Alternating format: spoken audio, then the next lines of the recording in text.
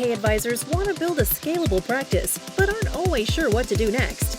Welcome to Outcomes, the podcast designed to help advisors think, make decisions, and cast a vision to create a business for the future. Here's your host, Ross Marino, financial planner, author, speaker, and CEO of Advisor 2X. Welcome to Outcomes, the podcast. Today, I am joined by Kristi Baker with CSi Advisory. Hello, Kristi. Hello, Ross. It's great to be here. I just learned your firm is part of a very select group of 6 different firms. What is that group? Yeah, our practice started back in 1971, and this is our 50-year anniversary. And there are 6 other advisory practices that have been around as long as we have, according to NAPA's top DC advisory teams. That's a long time ago. I was not in the business back then. Neither were you. Neither was I. However, like me, you did enter the business rather young. And back then, the 401k world, it was really different than what it's like today. Can you talk about those early days of the 401k world? Oh, yeah, I can. I've been part of the practice now for about 28 years. And thinking back to when I started, and the way we worked on 401ks is very different than where we are today. They were still relatively new. Products were limited. As a matter of fact, it was not uncommon for us to use individual variable annuities for each individual participant. And they would get 3 investment choices. They'd get a guaranteed fund, they'd have a fixed income fund, and they'd have a US stock fund. And their availability to trade on that account took a paper form. Most employers required that they could only do it a couple times a year to make investment changes. And the way we were paid was vastly different. It was all commissions back then.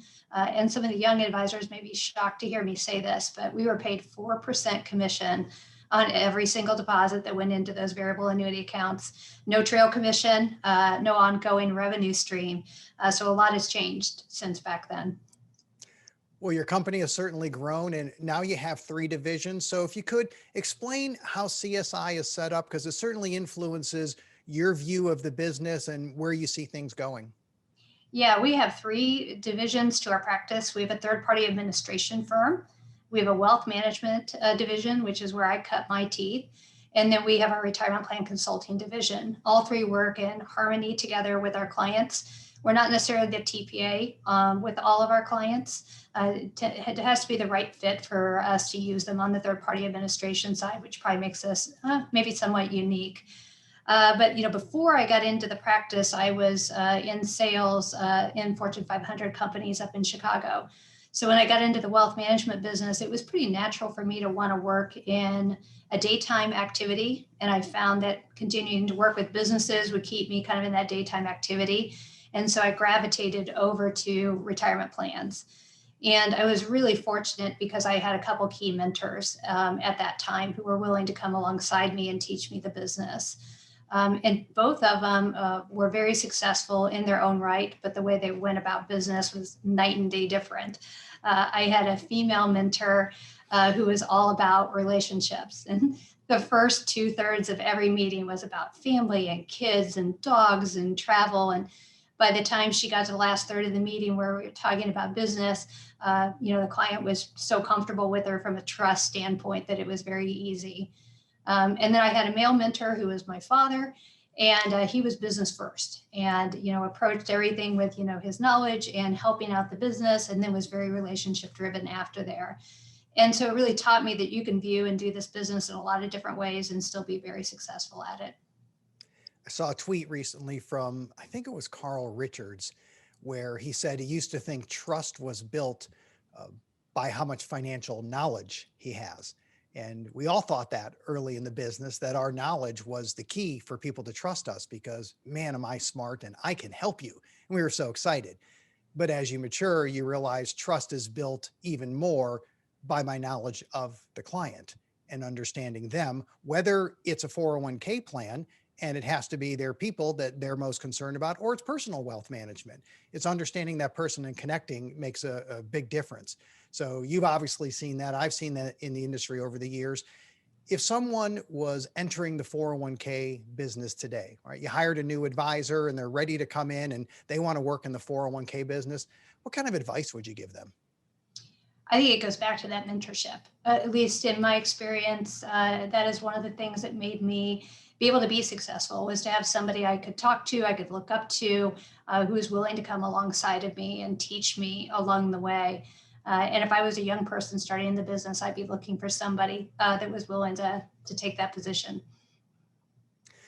I definitely think the environment has shifted where trying to be a solo advisor out there is just more and more challenging. And this isn't anything new. We know that size and scale actually matter, and connecting with teams is seems to be the way to go for a lot of people out there. And then those teams connecting with other teams.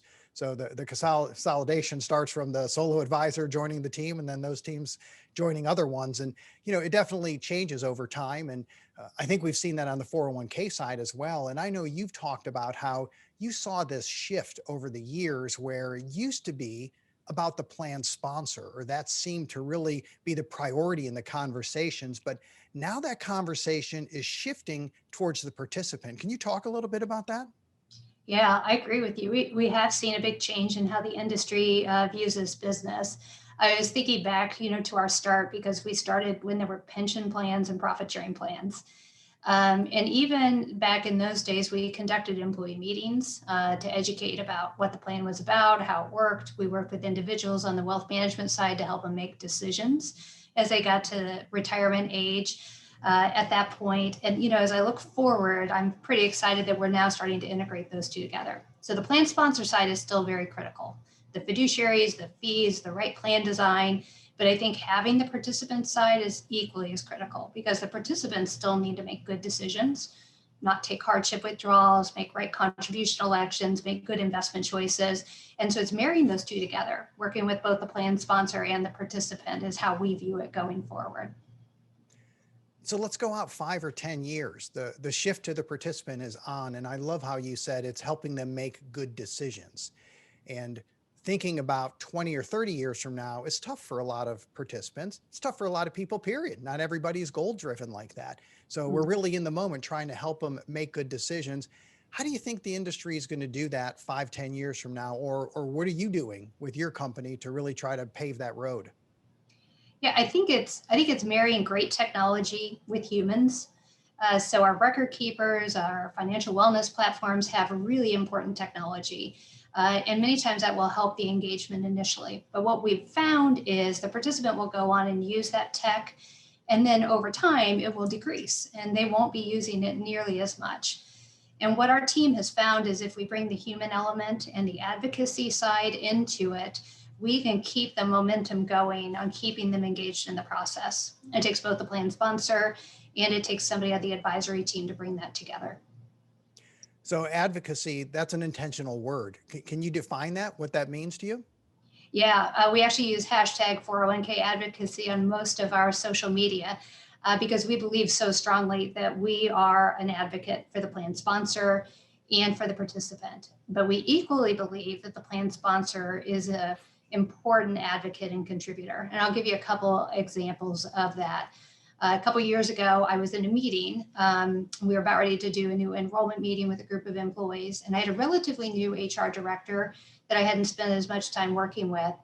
And she got up and did the welcome. And one of her comments before she turned it over to me was, our 401k doesn't offer a matching contribution. So it's not very good, but we offer it. And here's Kristi.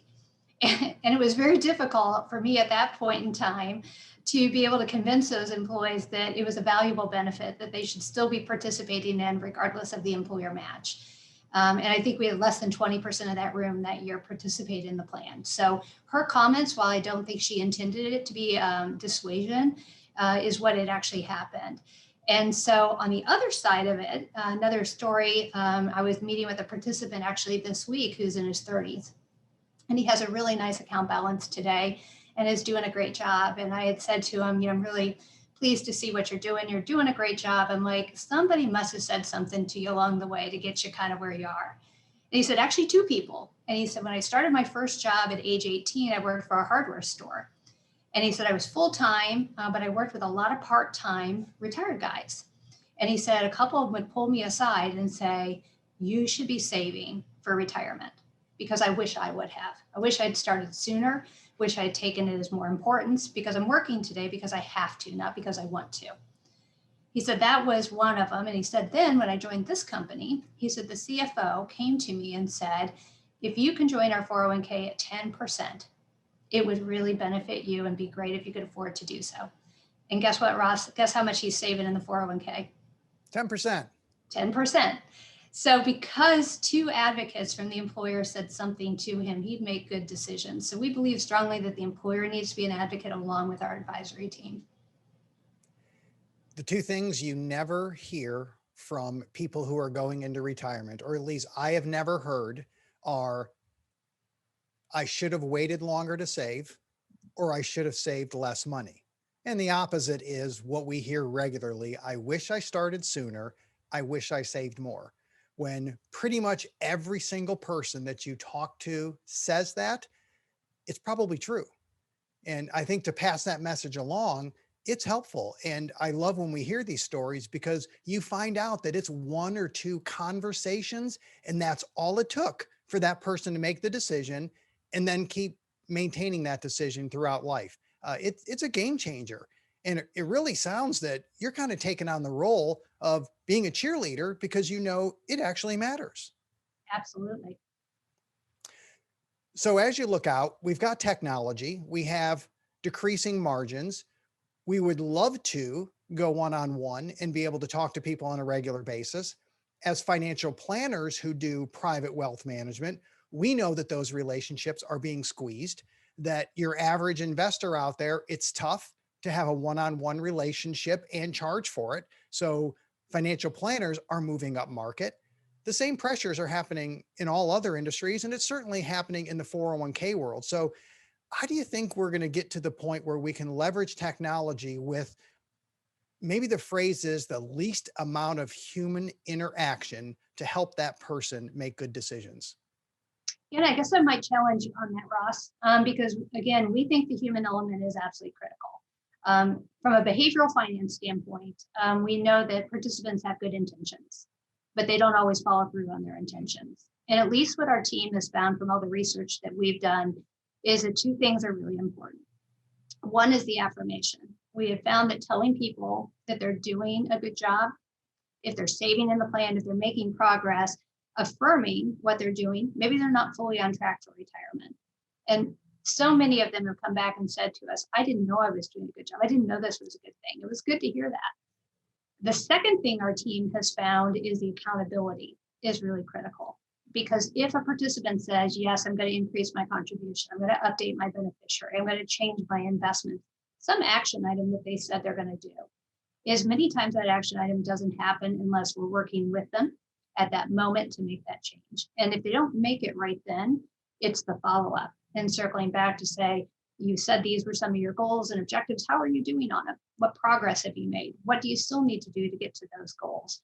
And we find with both of those things, we see really great action, which affects the positive outcome on the other side of it. So I think the human element's always going to be a part of it. And we're actually looking to find ways to interact more, not less, with people in our plans. I totally agree on the human interaction. I know we need that. My concerns would be on the revenue model, which I know a lot of companies are working through that, trying to figure it out. And I love to ask people what their revenue model is and how they're charging for it.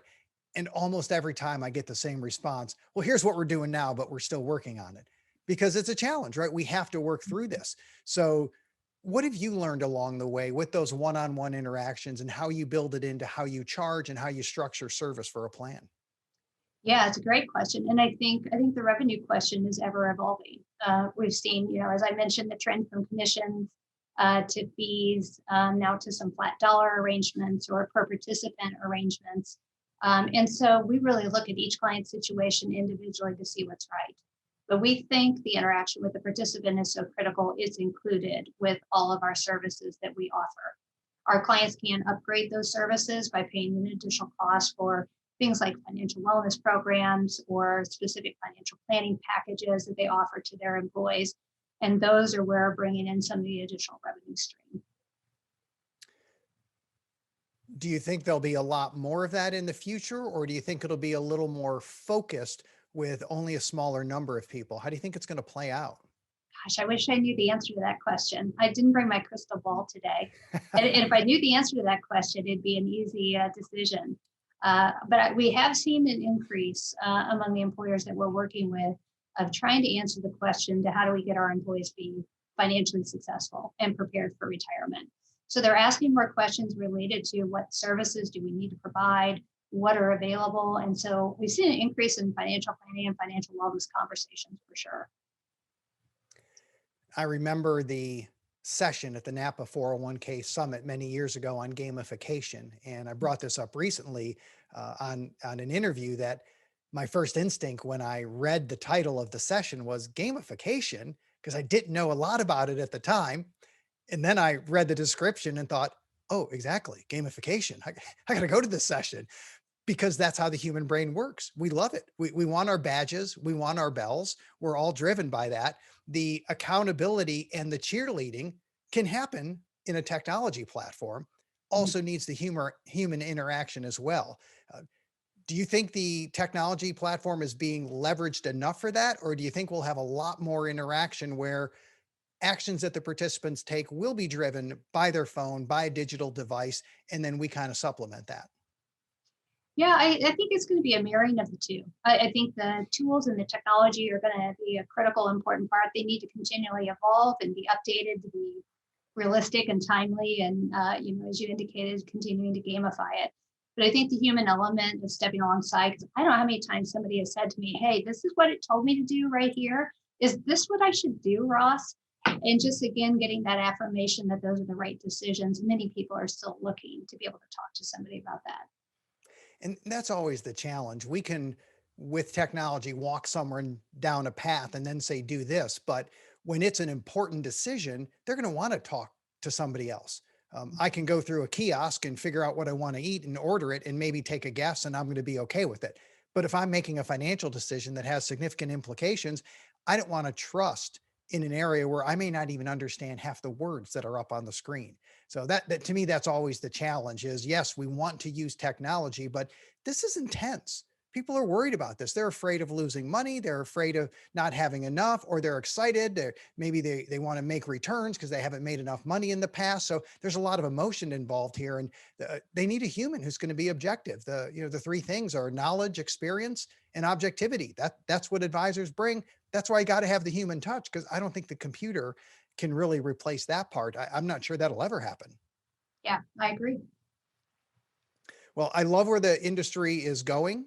We are intentional in trying to include wellness. We're intentional in marrying technology and the human aspect and trying to find that balance of what can we do to help people make decisions and maintain margins, because if the revenue model doesn't work, it really doesn't matter what we're doing. It's going to end pretty soon. So we got to figure it out. But I know there's a lot of creative thinkers. There's a lot of good firms out there that are innovating and thinking about it, and they want to change the industry. They want to make it better. But let's pivot to the last question. And that's going to be the magic wand question. And we won't talk about changing the industry, but if you could wave the magic wand and you could change anything in the world to make it a better place, what would you do? Yeah, it's a really broad question. And I guess I'll relate it to the retirement industry, and something that's come up again with my clients is the top heavy test.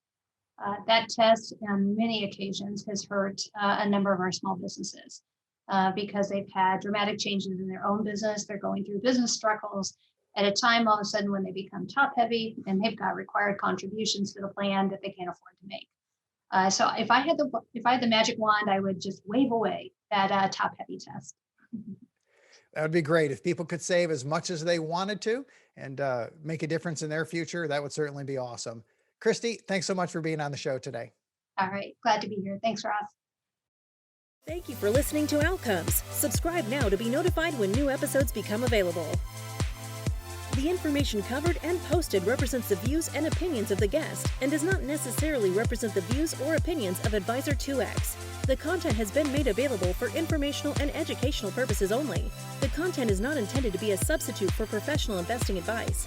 Always seek the advice of your financial advisor or other qualified financial service providers with any questions you may have regarding your investment planning.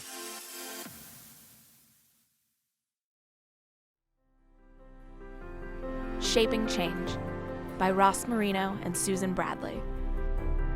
Well, I've really lived the whole theme of the book.